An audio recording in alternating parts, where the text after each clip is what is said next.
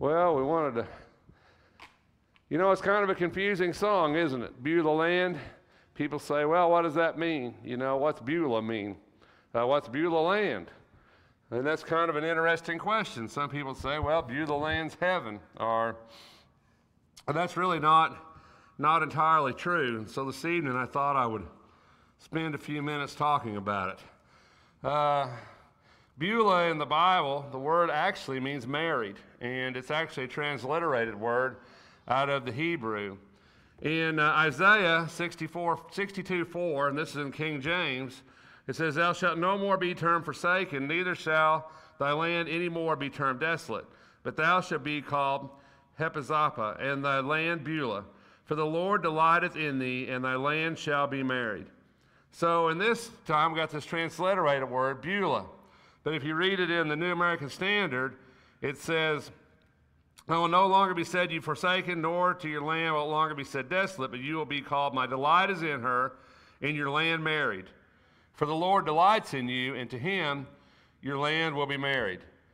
So Beulah in the Bible really means married. And it's the idea that God's going to take Israel, who, if you read the first part of Isaiah, has kind of been cast away from the presence of God, and that God's going to take Israel and going to marry Israel and going to provide for Israel. The land will no longer be desolate. He's going to marry Israel, and as a husband provides for his wife, so will the Lord provide for Israel. Now, if you really know the story, of course, God really divorces Israel, doesn't he? He puts Israel away because of their unbelief. If you've ever read the book Pilgrim's Progress, this is really where this song comes from. And if you haven't read it, I would recommend you read it. It's not a real long book. It's really a good book. It's about a man called Christian and his journey to get to heaven. And along the way, he encounters these difficulties. The Castle of Doom and the Valley of Despair. But he also has people who help him and who encourage him, and he has people who walk him away. It's kind of a little story about kind of a journey, and it's kind of like our journey to get to heaven, how we go through trials and difficulties, and people help us. But when he kind of gets to the end of the book, Pilgrim's Progress, he gets to this land. And in the book, it says, "In this country the sun shines night and day. Wherefore was this beyond the valley of the shadow of death, and also out of the reach of giant despair.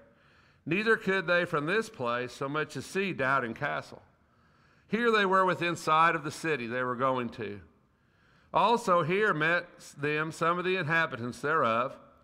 For in this land the shining ones commonly walked, because it was upon the borders of heaven. In this land also the contract between the bride and the bridegroom was renewed. Yea, here as the bridegroom rejoiceth over the bride, so did their God rejoice over them. Here they had no want of corn or wine, for in this place they met with abundance of what they had sought for in all the pilgrimage. Here they heard voices from out of the city, loud voices saying, Say ye to the daughter of Zion, Behold, thy salvation cometh. Behold, his reward is with him. Here all the inhabitants of the country called them the holy people, the redeemed of the Lord, sought out, etc." So in the book Pilgrim's Progress, when he gets through all these things, all these problems, he gets up to this land. And from the land, he can see the city, which is heaven. Now, he's not there yet, but he can see it. And from this land, he can't see all the problems that were behind him. And so from that story, Pilgrim's Progress, comes the song Beulah Land, right? Oh, Beulah Land, sweet Beulah Land, as on thy highest mount I stand. I look away across the sea, where mansions are prepared for me, and view the shining glory shore, my heaven, my home, forevermore. Comes out of this book. He stands on Beulah Land, and across the sea, he beholds the holy city. And that's kind of where that song has a meaning in it. But there's another song, Beulah Land. You got that song? That kind of goes a little different. I don't know if anybody ever sang this song before? Well, we're going to sing it tonight. So, and it's a song that kind of goes along the same lines, but it kind of more speaks of Beulah Land as heaven. You can kind of see the lyrics as we go along, and it's Kind of a difficult song for me to lead, but anyway, I thought we would try it. I'm kind of homesick for a country to which I've never been before. No sad goodbyes will there be spoken, for time won't matter anymore. Beulah land, I'm longing for you, and someday on thee I'll stand. There my home shall be eternal. Beulah land, sweet Beulah land, I'm looking now across the river, where my faith will end in sight. There's just a few more days to labor, then I will take my heavenly flight. Beulah land, I'm longing for you, and someday on thee I'll stand. There my home shall be eternal. Beulah land, sweet Beulah land. It's kind of a song that looks, doesn't it? Looks across the sea, looks across to heaven, to what we long for, right? To what we, hopefully as Christians, what we desire. Susie bought that song a minute ago, so we have it now. So if anybody wants to lead it, we have it. So, but it's kind of an interesting, different little take. That song was actually kind of a bluegrass song, about 1948, but it kind of gives that idea. The idea that we are the bride of Christ and that we're looking for a city we've never seen, where our faith will be made by sight. That's what we long for as Christians. And in this land that we live in, the world that we live in, we have to look at it from a distance, don't we? Look across the river, as we might say. Look to see heaven. In Hebrews, it says, by faith Abraham, when he was called, obeyed by going out to a place which he was to receive for an inheritance. He went out not knowing where he was going. By faith he lived as an alien in the land of promise, as in a foreign land, dwelling in tents with Isaac and Jacob, fellow heirs of the same promise. For he was looking for a city which foundations, whose architect and builder is God. The Hebrew writer says that Abraham, by faith, went to a land and lived in the land of promise, even though they didn't receive it, right? He went across the Jordan. He lived in the land of Canaan, but he never received that promise. He was there as a foreigner, as an alien in that land. But eventually, God would bring the children of Israel across the Jordan, and that would be the promised land, wouldn't it? It would be the land of promise that God had promised. But the Hebrew writer says that Abraham wasn't just looking for the promised land of Canaan. He was looking for a city whose builder, ruler, and architect was God. That Abraham, by faith, was looking beyond the Jordan, not just to the land of Canaan, but beyond to a land that would be heaven. In Ephesians, it says, husbands, love your wives, just as Christ also loved the church and gave himself up for her, so that he might sanctify her, having cleansed her by the washing of water with the word, that he might present to himself the church in all his glory, having no spot or wrinkle nor any such thing, but that she would be holy and blameless. So husbands also ought to love their own wives as their own bodies. He who loves his own wife loves himself, for no one ever hated his own flesh, but nourishes and cherishes it, just as Christ also does the church.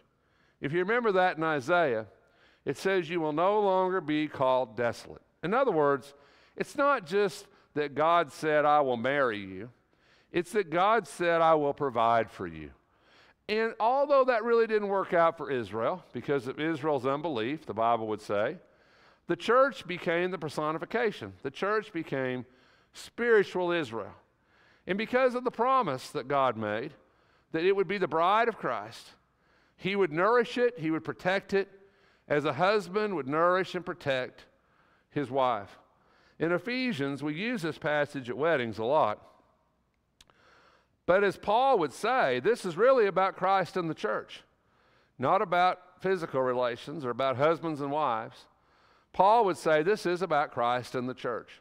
The idea that Christ loves the church, that the church is his bride, perfect and adorned, and that he will provide and nourish and care for the church, and that you and I long for a city that although we've never seen, we believe exists, and that we're waiting to go there.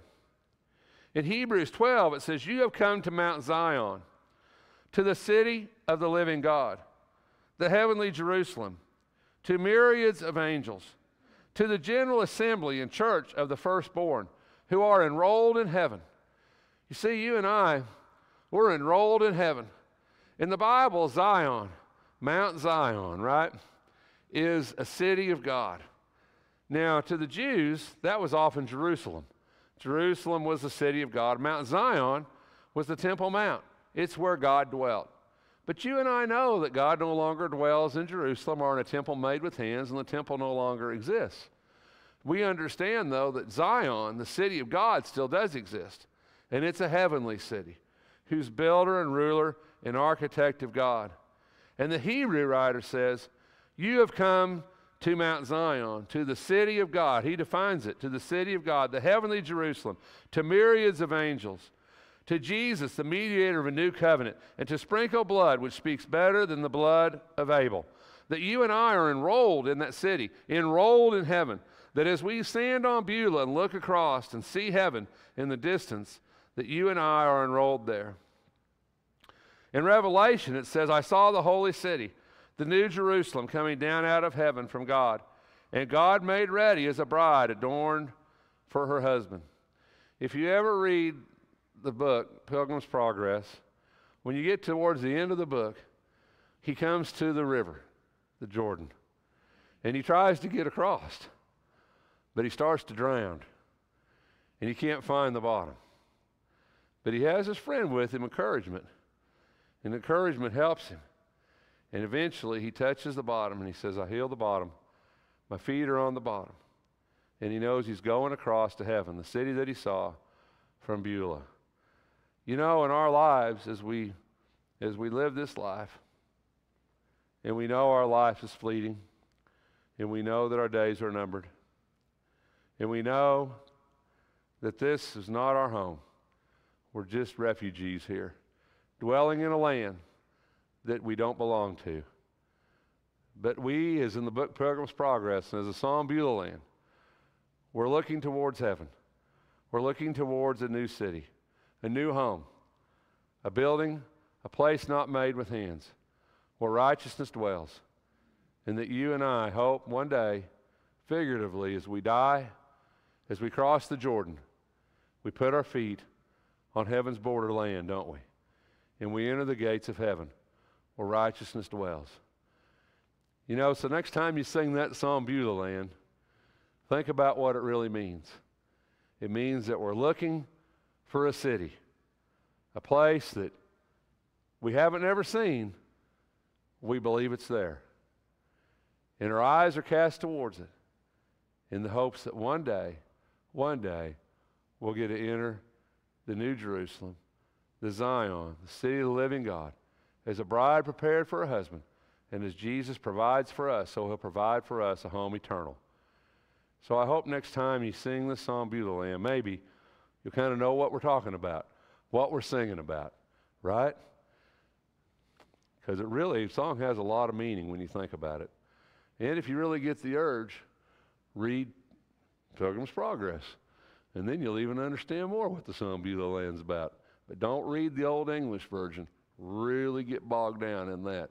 Read the modern translation because it's a whole lot easier. But read that book, a little short book. You'll really enjoy it. Thanks for your time this evening. If we can help you in any way, won't you let it be known while we stand and sing.